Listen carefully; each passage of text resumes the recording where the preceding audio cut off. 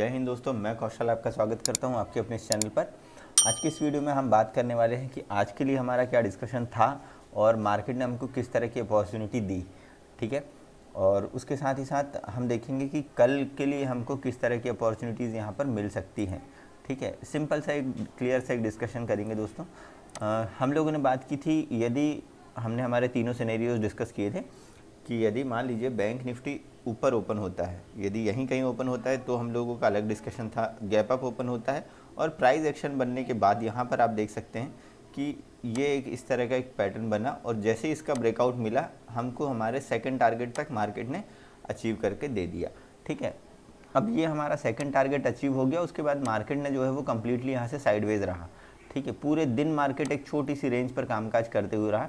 और यहाँ तो हम लोगों ने अच्छा प्रॉफिट बनाया था, बट एक्सपायरी के दिन जैसा हम लोगों ने डिस्कशन किया था कि लगभग 1 से 1:30 बजे के बीच में यदि एक रेंज पर मार्केट रहता है तो आपको एक ट्रेंडी मूव मिल सकता है। और यहाँ इस रेंज पर हम लोगों ने एक ट्रेड लेने की कोशिश की थी और उसमें हमारा एसएल हो गया, ठीक है। कोई दिक्कत नहीं, एसएल होना भी ज़रूरी है और एसएल आपका ट्रेडिंग का एक पार्ट है, उसको एक पार्ट की तरह लें, उससे ज़्यादा परेशान होने की ज़रूरत नहीं। यदि आप ट्रेड लेते हैं तो एसएल आपका होगा, ये 100% सही है। बस ये है कि आपका एसएल कितना होता है और आपका प्रॉफिट कितना होता है, ये मायने रखता है। यदि आप एसएल कम लेते हैं और प्रॉफिट ज़्यादा लेते हैं वो एक बहुत अच्छी बात है, बट यदि आप एसएल ज़्यादा ले रहे हैं और प्रॉफिट आपका कम है तब आपके लिए प्रॉब्लम खड़ी हो सकती है, तो वो आपको प्रॉफिटेबल होने पर परेशानी आएगी, ठीक है। चलिए हम कल के लिए डिस्कशन करते हैं और सबसे पहले देखते हैं दोस्तों कि आज ब्रॉड मार्केट इंडाइसेस में किस तरह के हालात रहे हैं, ठीक है। सबसे पहले हम देखेंगे एफआईआई डीआईआई एक्टिविटी को। एफआईआई ने आज भी बाइंग की है लगभग 2298 करोड़ रुपीज़ की और डीआईआई ने आज जो है वो सेलिंग की है 729 करोड़ रुपीज़ की, ठीक है।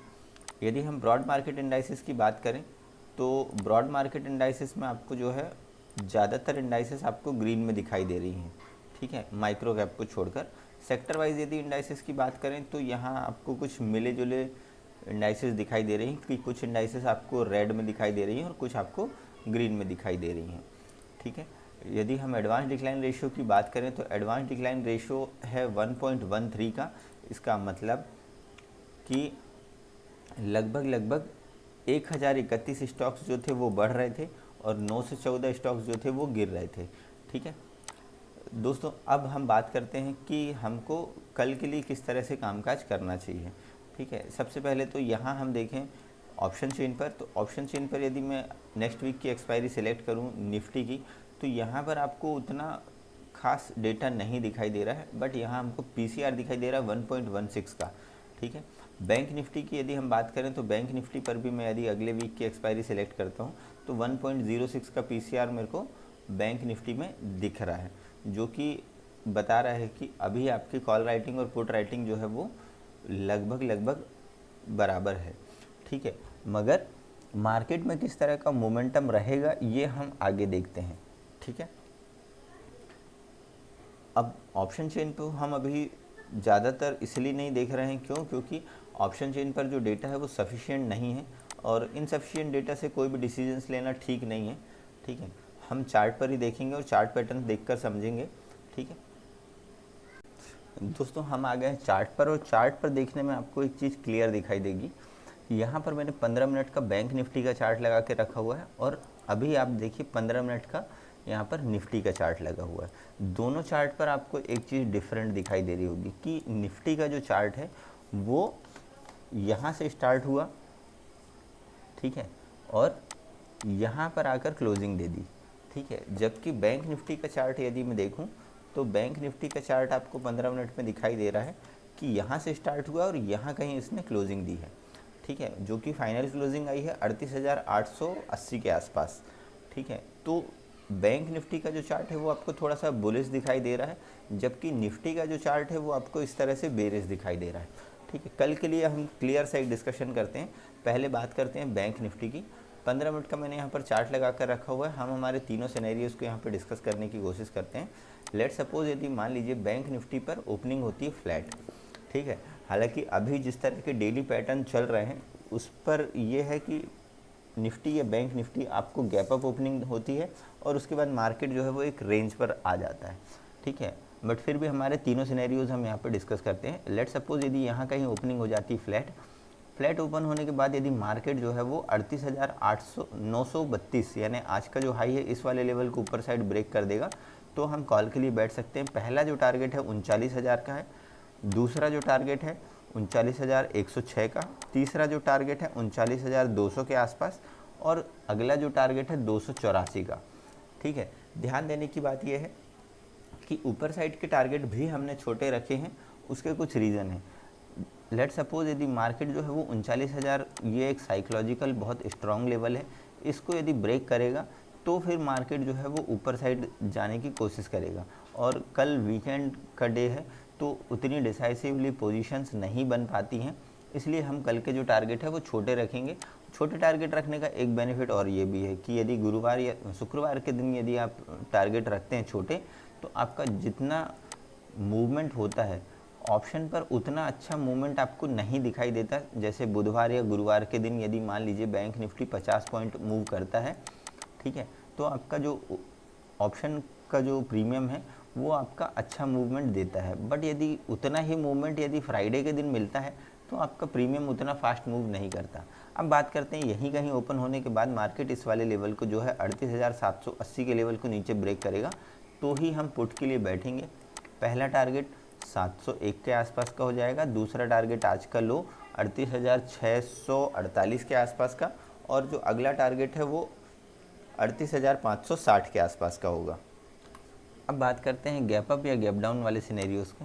यदि गैप अप मार्केट ओपन होता है, मान लीजिए यदि 39,000 के आसपास मार्केट ओपन होता है, यहाँ आपको थोड़ा सा सावधान रहने की ज़रूरत है, थोड़ा सा वेट कीजिएगा, प्राइस एक्शन बनने दें। और 39,000 के लेवल को यदि नीचे साइड मार्केट ब्रेक कर देता है, ठीक है, तो हम पुट के लिए बैठ सकते हैं, मगर अपने स्टॉप लॉस को बहुत स्ट्रिक्ट रखना है, ठीक है। यदि आपको प्राइस एक्शन बनता है और 39,000 के लेवल को नीचे साइड ब्रेक कर देता है मार्केट तो हम छोटे स्टॉप लॉस के साथ पुट की पोजीशन पर बैठ सकते हैं। पहला जो टारगेट है आज के हाई का रखेंगे जो कि है 38,900 के आसपास का। दूसरा जो टारगेट होगा ये वाला पॉइंट हम यहाँ पे रख सकते हैं, ये टारगेट आपका आएगा लगभग 38,850 के आसपास, 50 या 60 के आसपास का। ये आप चाहें तो 38,800 के आसपास भी रख सकते हैं, ठीक है। ये मेरे लिए दूसरा टारगेट हो जाएगा। और जो अगला टारगेट होगा आज का लो जो मार्केट ने लगाया है ये मेरे लिए तीसरा टारगेट हो जाएगा, ठीक है। अब बात करते हैं दोस्तों, यदि गैप अप ओपन होता है मार्केट और इस वाली रेंज को ऊपर साइड मार्केट ब्रेक करता है, ठीक है, और 106 के लेवल को निकाल दे। ध्यान रखिएगा, यदि गैप अप मार्केट ओपन हो और 106 के लेवल को निकालेगा तो ही हम कोई कॉल की पोजीशन पर बैठेंगे, अदरवाइज़ हमको थोड़ा सा वेट करना होगा। हो सकता है मार्केट या तो नीचे आ जाए या फिर ऊपर ओपन होने के बाद ऊपर ही एक रेंज में मार्केट फंसा रह जाए, ठीक है। 106 के ऊपर ही हम कोई कॉल की पोजीशन पर बैठेंगे। पहला टारगेट 39,200 के आसपास और दूसरा टारगेट है 39,280 300 के आसपास का होगा। यदि गैप अप मार्केट ओपन होता है तो हम सिर्फ ये दो ही टारगेट रखेंगे, ठीक है। अब बात करते हैं यदि गैप डाउन मार्केट ओपन हो। गैप डाउन यदि मान लीजिए मार्केट 780 के लेवल के आसपास ओपन होता है या इसके नीचे ओपन होता है तो वेट करिएगा, ठीक है। यदि आपको पहली कैंडल कुछ इस तरह की बनती है और अगली कैंडल उसके नीचे साइड क्लोज दे देती तो यहाँ हम पुट की पोजीशन बनाएंगे, यहाँ का हम एसएल रखकर, ठीक है। पहला टारगेट 38,708, दूसरा टारगेट 38,650 के आसपास का और तीसरा टारगेट 38,550 के आसपास का ये मेरे लिए होगा, ठीक है। बट यदि मार्केट गैप डाउन ओपन होने के बाद रेंज बनाने के बाद यदि मार्केट ऊपर साइड उस रेंज को ब्रेक कर दे और ये जो है ये वाला एक जोन आपको दिखाई दे रहा है, ठीक है, इसके ऊपर मार्केट निकल जाए, ये लेवल होगा लगभग 38,870 के आसपास, जी 860 850 के आसपास, तो हम कॉल के लिए बैठ सकते हैं। तब मेरे लिए पहला टारगेट आज का हाई, दूसरा टारगेट 39,000, तीसरा टारगेट 39,100 और आगे यदि उसके ऊपर मार्केट जाता है तो 39,200 तक के लिए हम यहाँ पर बैठ सकते हैं, ठीक है। दोस्तों हमने हमारे लेवल्स बहुत क्लियरली डिसाइड कर लिए हैं, ठीक है। पहले हमको प्लान करना होगा और उसके बाद हमको ट्रेड करना होगा। मार्केट अभी जिस तरह के सिनेरियोज हमको दिखा रहा है, ठीक है। अब बात करते हैं निफ्टी की। निफ्टी में यहाँ आपको एक ट्रेंड लाइन दिखाई दे रही है दोस्तों। जैसे ही निफ्टी ओपन होता है मार्केट वहाँ से जो है वो नीचे आना शुरू कर देता है और इस ट्रेंड लाइन के रेजिस्टेंस को मार्केट फेस करता है। बात करते हैं यदि मान लीजिए मार्केट फ्लैट ओपन होता है और फ्लैट ओपन होने के बाद इस वाली लाइन के ऊपर साइड निकल कर इस वाली लाइन को, ये जो है, ये आपको जो स्विंग दिखाई दे रहा है यहाँ पर, यहाँ पर, यहाँ पर, ये जो लेवल है 17,685, इसके ऊपर यदि मार्केट निकलता है तो ही हम कॉल के लिए बैठेंगे। पहला टारगेट आज का हाई 17,720 का, दूसरा टारगेट 17,777 का, और जो तीसरा टारगेट है वो है 832 के आसपास का है। ठीक है, बात करते हैं यदि यहीं ओपन होने के बाद मार्केट इस वाली लाइन को नीचे ब्रेक कर देता है, जो कि आज का लो है 17,631 का, तो हम पुट के लिए बैठेंगे। पहला टारगेट 17,590 के आसपास का, दूसरा जो टारगेट है 17,562, और तीसरा जो टारगेट है 17,500 के आसपास तक का है। ठीक है, अब बात करते हैं यदि market gap up market open होता है। गैप अप के सिनेरियो यहाँ थोड़े से अलग हैं। यदि गैप अप मान लीजिए मार्केट ओपन होता है तो यहाँ पर आपको जैसे ही मार्केट ऊपर ओपन होगा यहाँ आपको सेलिंग मिल सकती है। ठीक है, यदि मान लीजिए मार्केट जो है वो लगभग 740-750 के आसपास ओपन हो, जिसकी की संभावनाएं दिख रही हैं। ठीक है, गैप अप मार्केट ओपन हो सकता है, और यहाँ आपको पहली कैंडल का वेट करना है। पहली कैंडल आपको इस तरह की दिख रही है, अगली कैंडल उसके नीचे बन रही, तो ही मैं पुट की पोजीशन पर बैठूंगा। यदि मार्केट ऊपर ओपन होती है और इस वाली रेंज को नीचे ब्रेक कर देती है, यानी 17,719 के नीचे आता है, तो मैं पुट के लिए बैठूंगा। पहला टारगेट इस वाले स्विंग का होगा, दूसरा टारगेट ये जो ट्रेंड लाइन आपको दिखाई दे रही है, ये ट्रेंड लाइन यहाँ पर भी हो सकती है, यहाँ भी हो सकती है, यहाँ भी हो सकती है। हम बात कर सकते हैं ट्रेंड लाइन का सपोर्ट, ट्रेंड लाइन तक का, या फिर ये मेरे लिए दूसरा टारगेट है 630 के आसपास का। तीसरा जो टारगेट है वो मेरे लिए 17,590 के आसपास का है, और 550 तक ये मेरे लिए अगले टारगेट होंगे। ये जो गैप मार्केट ने बना के रखा है, मार्केट उस गैप को फिल करने आ सकता है। ठीक है, यदि गैप अप ओपन होता है मार्केट और प्राइस एक्शन बनाते हुए इस वाली प्राइस एक्शन या इस वाली रेंज को मार्केट ऊपर ब्रेक करेगा, तो मैं कॉल के लिए बैठूंगा। अदरवाइज़ निफ्टी में मैं अभी फ़िलहाल कॉल को अवॉइड करने का सोच रहा हूँ। पहला टारगेट 17,777 का, दूसरा टारगेट 832 का, बस ये दो ही टारगेट है। यदि मान लीजिए गैप डाउन मार्केट ओपन हो जाता है लगभग 630 के नीचे, वेट करें, रेंज बनने दीजिएगा, या हो सकता है मार्केट जो है वो ऊपर जाए एक बार, और जिस तरह से ये ट्रेंड लाइन है इसका रेजिस्टेंस लेकर मार्केट वापस नीचे आएगा, और जब ये 630 के लेवल को ब्रेक करेगा तो मैं पुट के लिए बैठूंगा। ठीक है, पहला टारगेट मेरे लिए 17,590 के आसपास का होगा, दूसरा टारगेट 17,560 का, और तीसरा टारगेट जो है 17,513 के आसपास का है। ठीक है, बट यदि गैप डाउन ओपन होने के बाद मार्केट जो है वो इस वाली ट्रेंड लाइन के ऊपर निकलता है और इस वाली रेंज को या इस वाले स्विंग को मार्केट ऊपर ब्रेक कर देगा, तो ही मैं कॉल के लिए बैठूंगा। तो ध्यान रखिएगा, इसके ऊपर हमारे पास कोई भी पुट की पोजीशंस नहीं होनी चाहिए, या आप और सेफ होना चाहें तो ये जो है 720 का लेवल, ठीक है, इसके ऊपर मेरे पास कोई भी पुट की पोजीशंस नहीं होनी चाहिए।